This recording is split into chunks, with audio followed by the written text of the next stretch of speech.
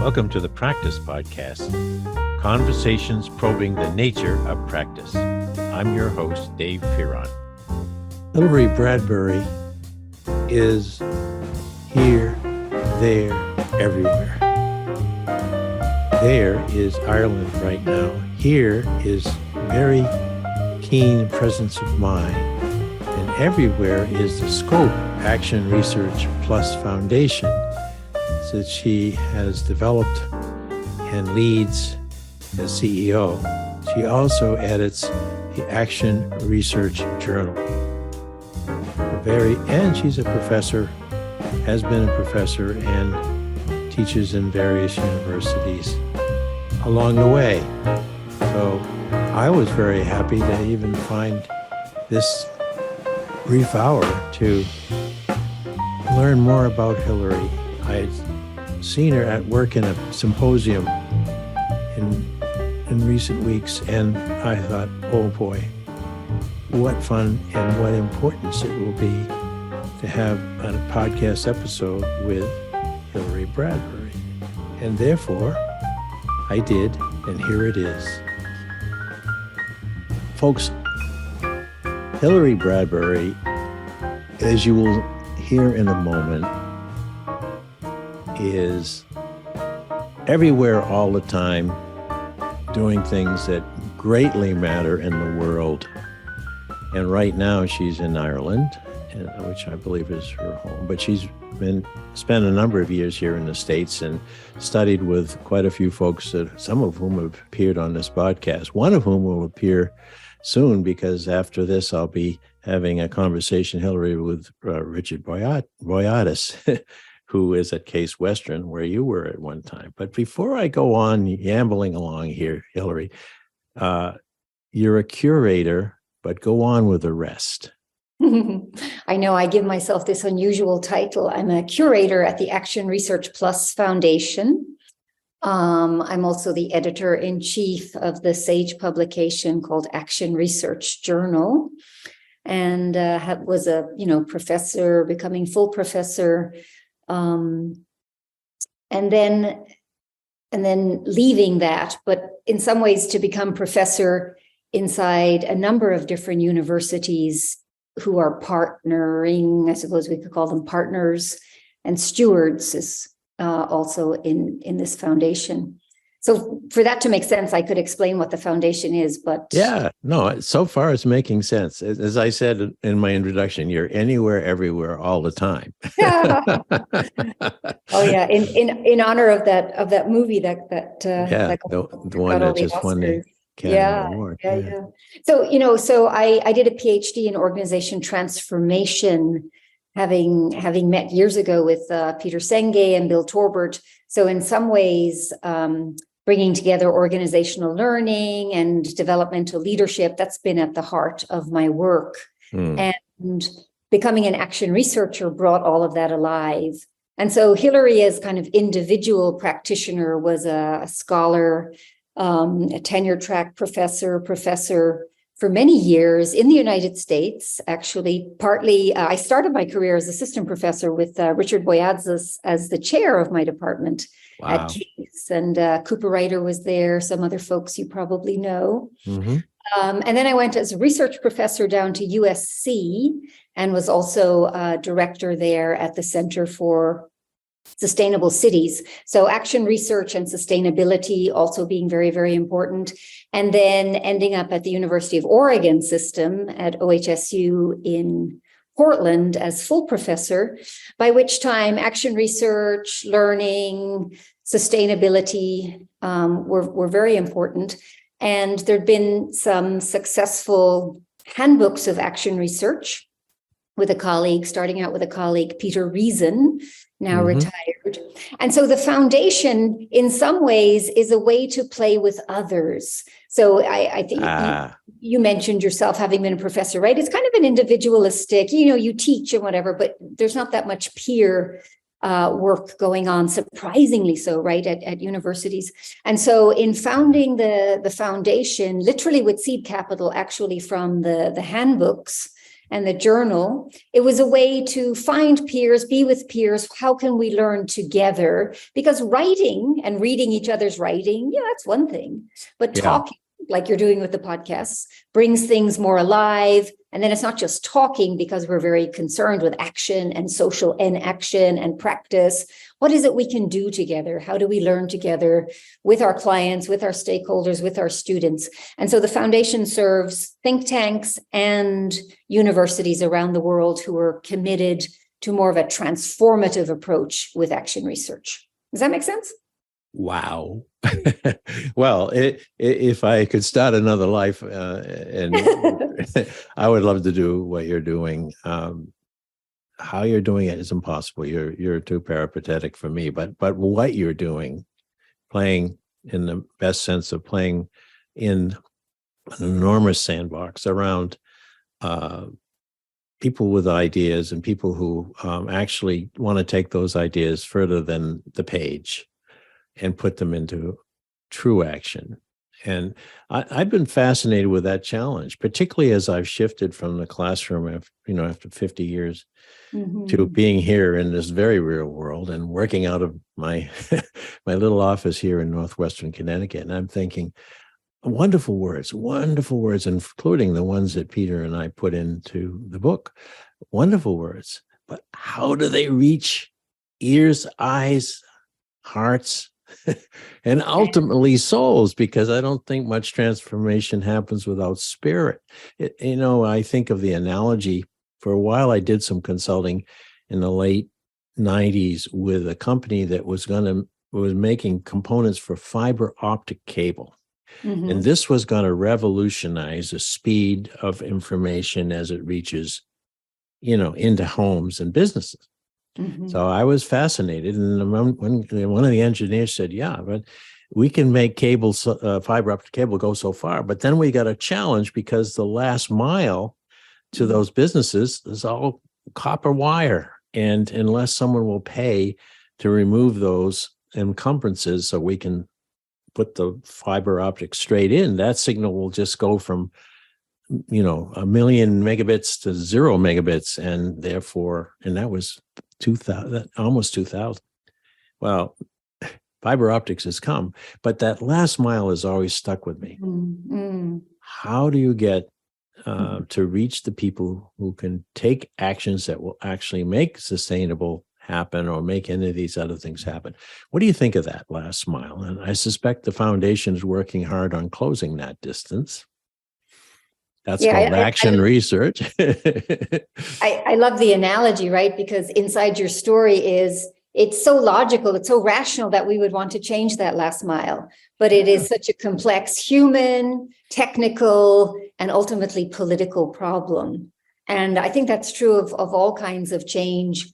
And so my simple answer is, don't be alone, right? You're not going to be alone in changing that last mile. So how do you coordinate? And it's hard work. How do you coordinate and bring the folks, the key stakeholders together and have it work for them? That's the basic idea. It is.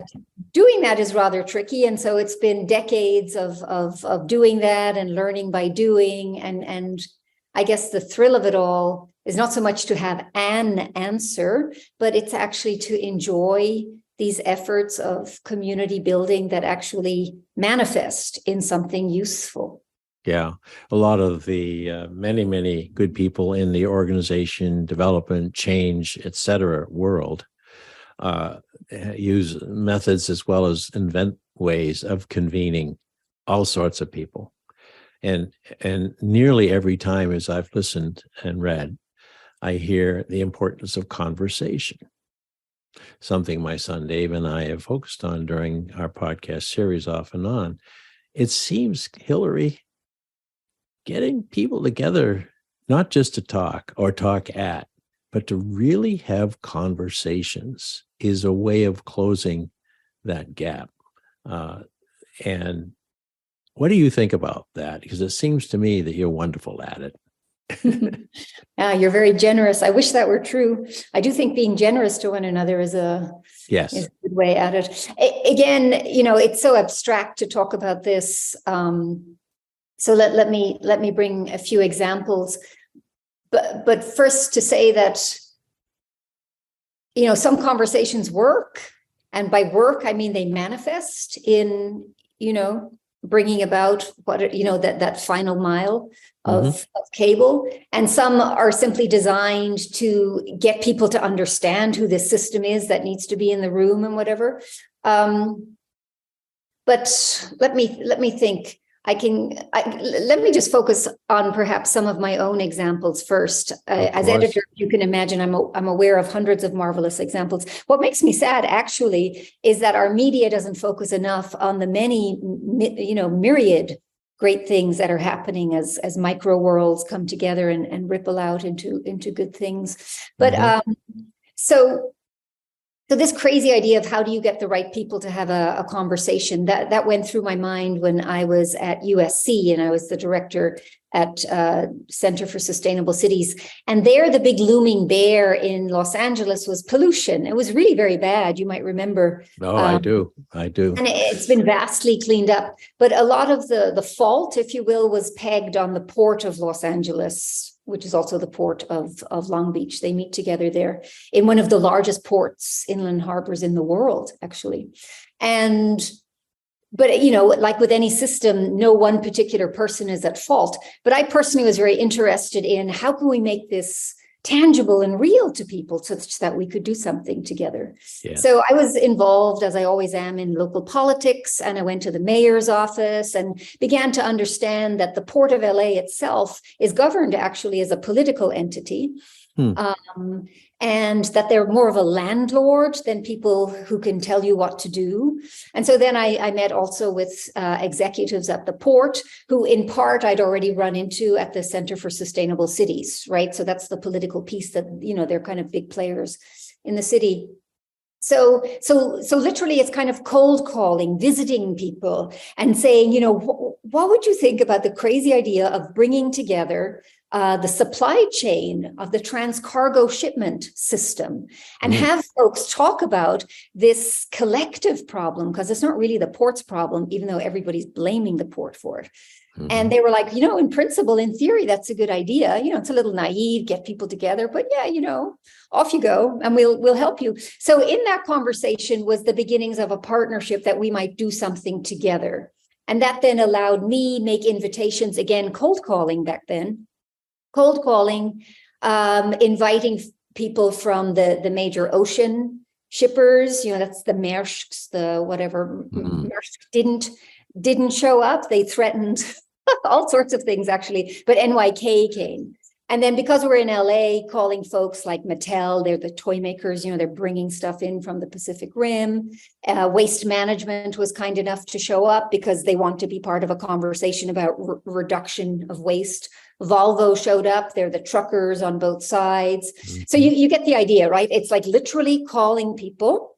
You can imagine how difficult that is. And then inviting them and having to attract their attention so that they would feel it's worth their time. These are important people. One of the little rules of thumb, just to make it sound like I really know what I'm talking about, was I learned that it's good to invite an executive, but also more of a point person, like somebody who actually knows what's happening. And also they can trade off in your meeting, because you want to meet every 6 weeks or so, at least we did. And that can be too much, especially for the executive person. So those kinds of things, like there's a lot of practical things that go on, including, make sure you've got a good little coffee table, because so much interesting stuff happens at the coffee table, and good facilitation and good meetings. And of course, also inviting some of the professors from the engineering department, maybe in particular, they were important, from the geography department, who I already knew through the Center for Sustainable Cities, because that was an interdisciplinary thing. And so I won't go on too much with this, but you can imagine meeting over a period of a couple of years. First of all, you're just getting to know each other. And that, I will say, was the payoff. That was the reason people were willing to come, because they had never actually met with one another outside of, like drinks and stuff. But this was like a serious conversation together. So people were getting to know their peers, getting to know each other's systems, and, with proper parameters around confidentiality. And so we managed to work together at one of our first products, because you want to get very quickly to low-hanging fruit, and also something tangible, right? Or you're going to lose them. And plus lots of conversations like, oh, this is a waste of time, managing all of that. But one of the first things we created was called a carbon calculator. And that connects back to my friends at MIT when I'd been at the Center for Organizational Learning there. John Sturman, still a leader in the field of that work, was willing to lend us some of that software, and we could plug in numbers from the whole system, anonymizing it, right? So people were able to feel that it's confidential, but also, boom, in our sessions, all this information would just light up, and now they can see the full system and begin to, what happens if we start to ratchet carbon dioxide out in that part of the system? Well, there's an unintended consequence over there, And so making those decisions together, it was really exciting. It's like a real life experiment in an executive kind of seminar from an academic point of view. And it was just, so that's one example, right? Like literally people will show up and talk. Yeah, and it's a terrific example, because every time the carbon number went from red to green, over time, hundreds of thousands, millions of people in that valley and beyond were breathing better. And so were truly high stakes to keep it going as long as you did, Hilary. And I will also point out from your example, cold calling, convening, making sure the coffee's hot. Yeah, you got it. All of that you were doing. I mean, and I'm sure you had a few others, acolytes who kind of helped you with that work, but it was a constant. And I'm trying to think of the name of someone who does that, and I've seen it in social change a lot, but it's not the person who's out there looking for big credit. June Hawley's term, social net weaver. I love June's net weaver. term. Yes, net weaver is a good one, isn't it? Yeah, you're weaving this net. Yeah. And Joe Raylan and Carol Gorlick and I and several have been looking at that weaver analogy again, because this is what we truly believe today calls for. That we and the lightening up of people, in the sense, helping them not take themselves quite so seriously, and also finding a moment when they can shed their titles and their prerogatives and everything, and just do what you and I are doing right now. Look at each other in the eye and talk to each other. What matters to you? Is there anything you can do? Are you sure there's nothing you can do? But it sounds so simple, but it's wonderful. And the fact that you could reach back into your background and bring in help from John Sturman at a critical time, people reaching out to people at USC and beyond who are probably quite content studying these things, but not really eager to get out there and duke it out or mess up their day with fuzzy conversations. But you got them to do it, and hooray. Yeah. I can tell you get the complexity of it from having lived into it yourself. And so everybody in that is learning. I'm thinking of one fairly senior engineering professor. It's exactly what you were saying. He just wanted to come in and kind of lecture at these folks who in some ways were, they often have PhDs themselves and so on and so on. So part of the curation of that work that fell to me was, how do I talk with this senior professor? How do I honor his dignity, but have him understand that it's a complete waste of time to come in and just lecture with a bunch of formulas at people? No. You got to get down to what is much more actionable. So it's a big part of the being in social and action together. What's actionable here? Yeah. Did he make it? Yes, he did. He did. Yes, he did. He also took up yoga, which I thought was interesting. You mentioned how this work is also spiritual, but yeah, you notice, or I have noticed over the years. I also wrote my dissertation with a group of Swedish business leaders. Again, the Volvos, the IKEAs, who were bringing in environmental design, I guess you could call it, through the natural step.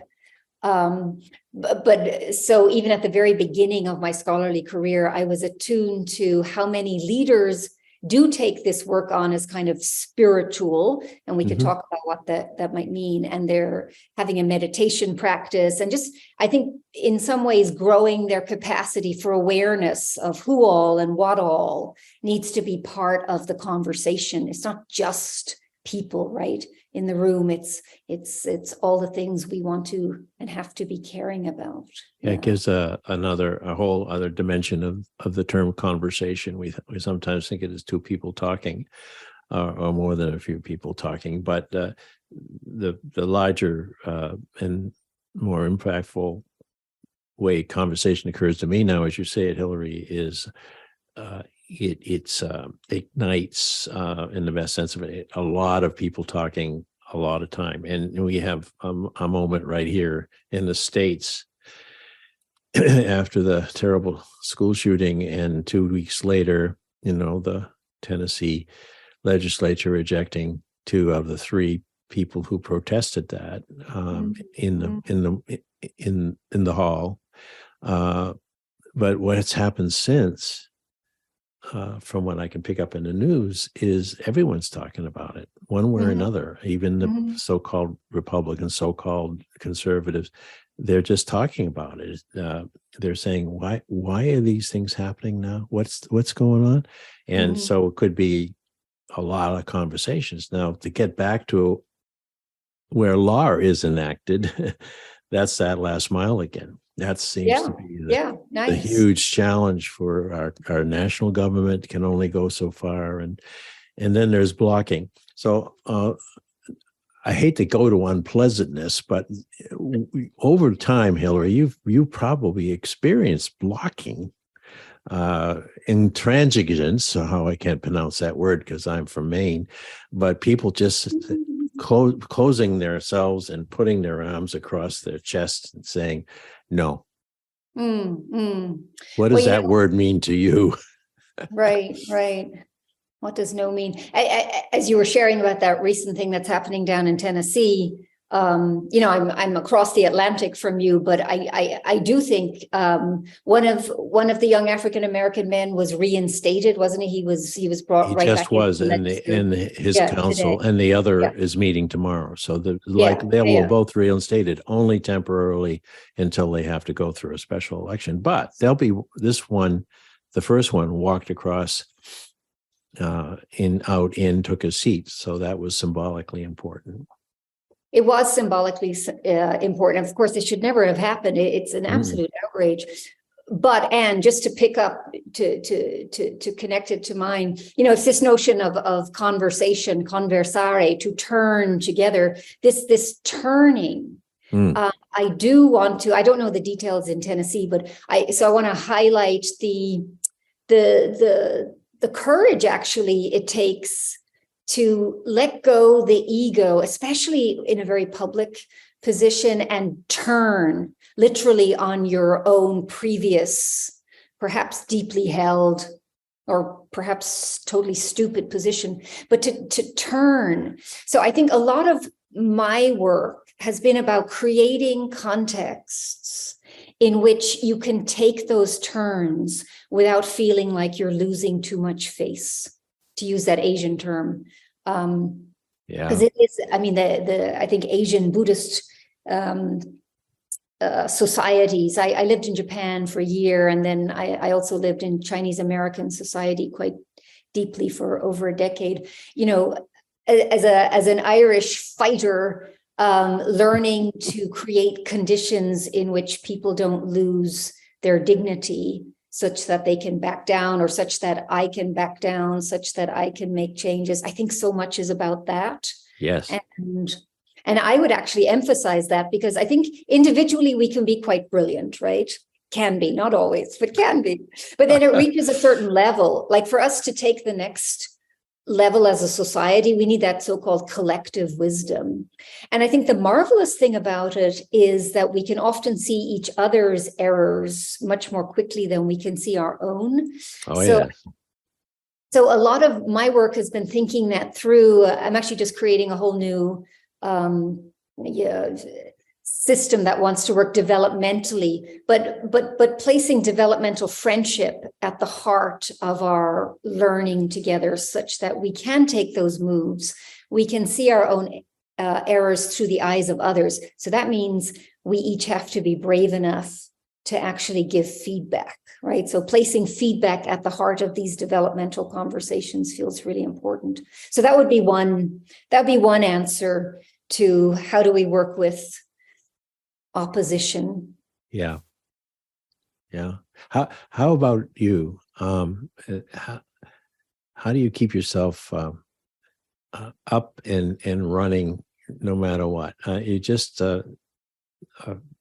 up and running. Well, actually, amazingly energetic, or it's just a good day. And most days you just sit around sipping tea and going, oh, look at the lovely view out there of my cottage window. That's very sweet of you. That's very sweet. I actually, you do though. You're incredibly energetic. I thrive personally in this context of developmental friendship, the one I was just talking about. So I thrive with peers. It's one of the reasons I got bored as a professor. I hope it's okay to say that, because I actually wanted to continue learning myself rather than teaching or only teaching. So I love being with peers, so other professors, other kind of professionals who are fairly advanced in their work. Each of us is up to something, and then we can come together. For example, the one I'm most excited about, we have starting next month, is essentially working on supremacy dynamics, which may seem like an odd thing for the whitest white girl in the room, although it's precisely the white people who need to deal with it. But that I'm in Ireland, but it's more like this oppositional thing, I think, is inbuilt into the human ego. I'll be so brave as to say I think men suffer from it more than women, but as in the spectrum of women, I suffer from it a lot myself. So I'm quite the little patriarch in a skirt, So having to be with peers and learning with peers and truly, taking feedback, that really does keep me alive.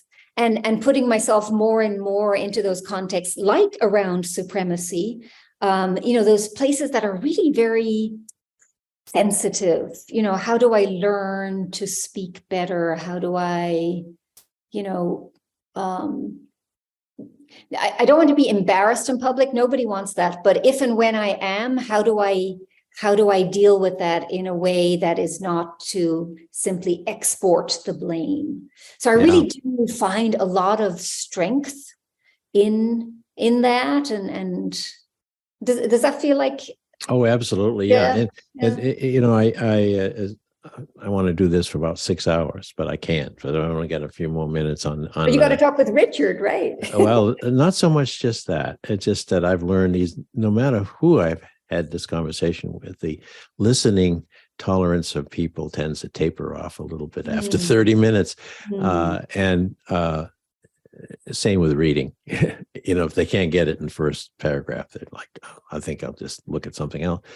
But importantly, action research. That it's like practice, like quality, and so many other terms. Everyone seems to know what it is, but hardly anyone agrees that there's a universal and shouldn't be a universal definition of action research. But it sounds to me like you are living at the core of the action, in order to learning and doing at the core of the action, and then finding stuff out, and then bringing it out to those of us who can have the patience to codify it into articles and other things. Is that what? So now, Hilary, what is action research? Now that I've told you what I think it is.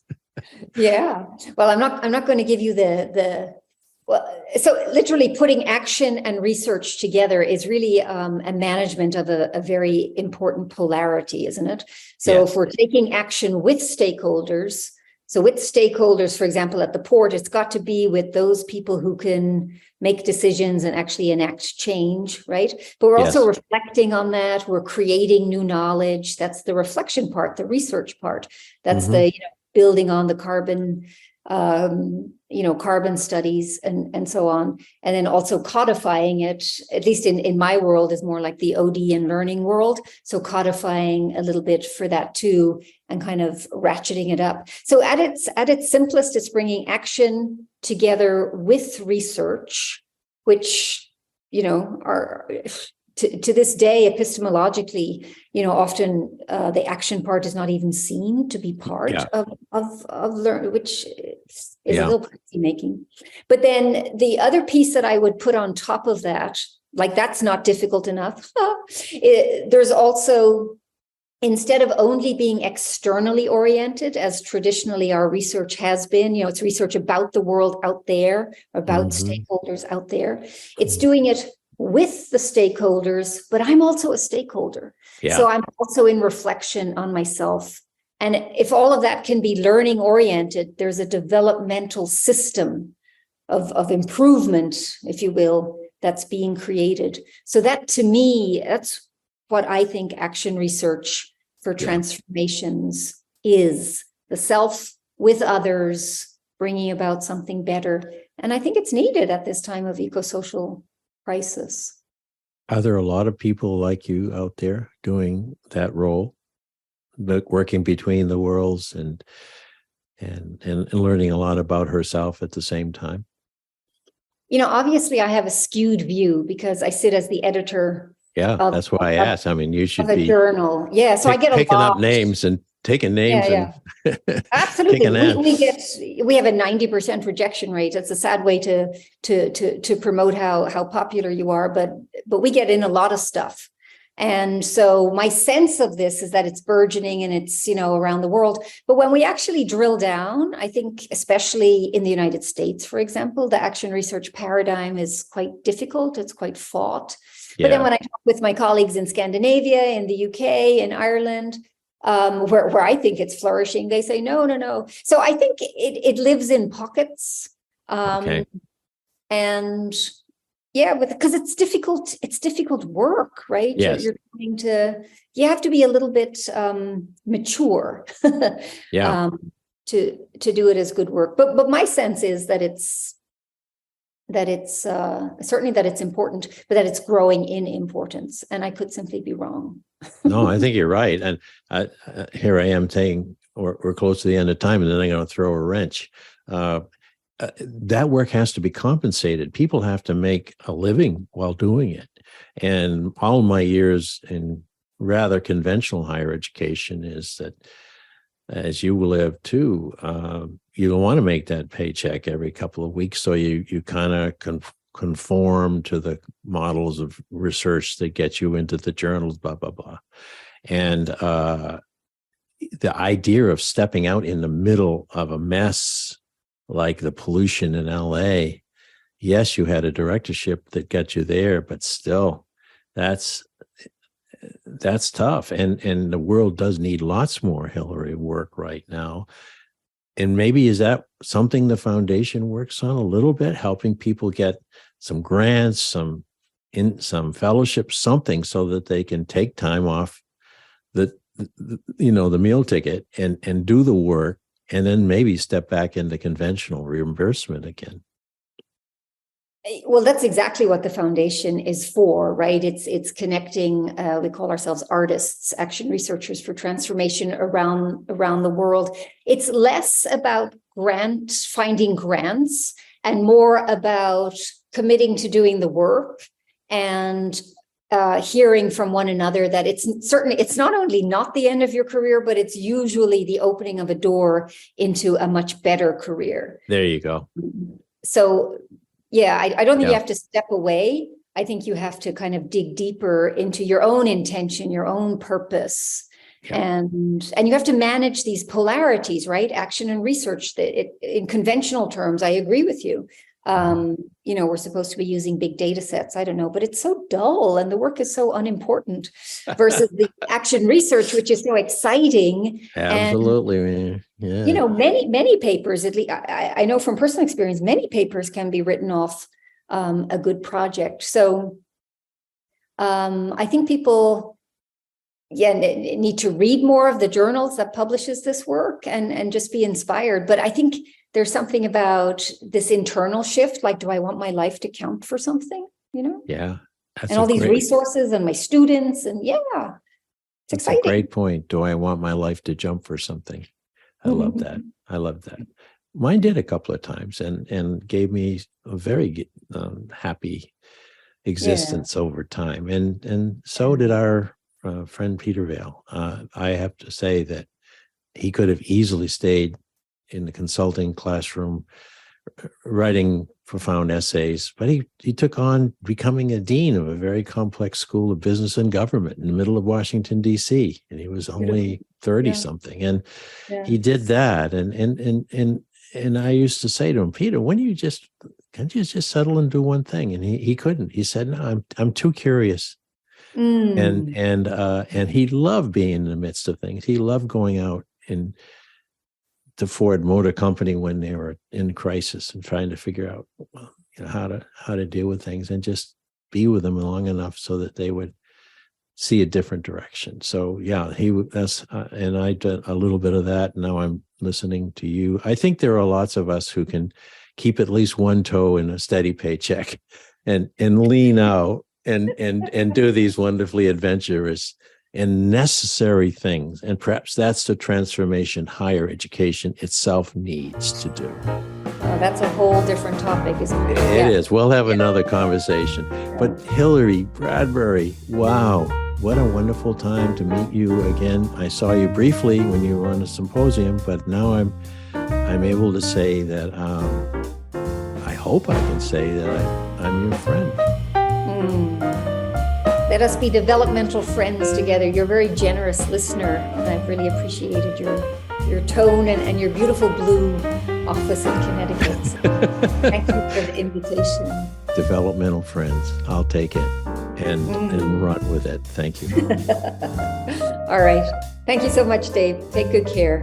Thanks for listening to the Practice Podcast, where we discuss practice with a capital P. If you'd like to hear more, listen in on Spotify, Automatic, and Apple Podcasts, or go to inactionresearch.com/podcast-page. And if you'd like to learn more about social inaction and the nature of practice, head over to inactionresearch.com for more information. Thank you for supporting this show. We look forward to hearing from you soon. Oh, how could I have forgotten? Our digital book on practice as a way of being is now available. You'll find it online at www.mylibrary.world.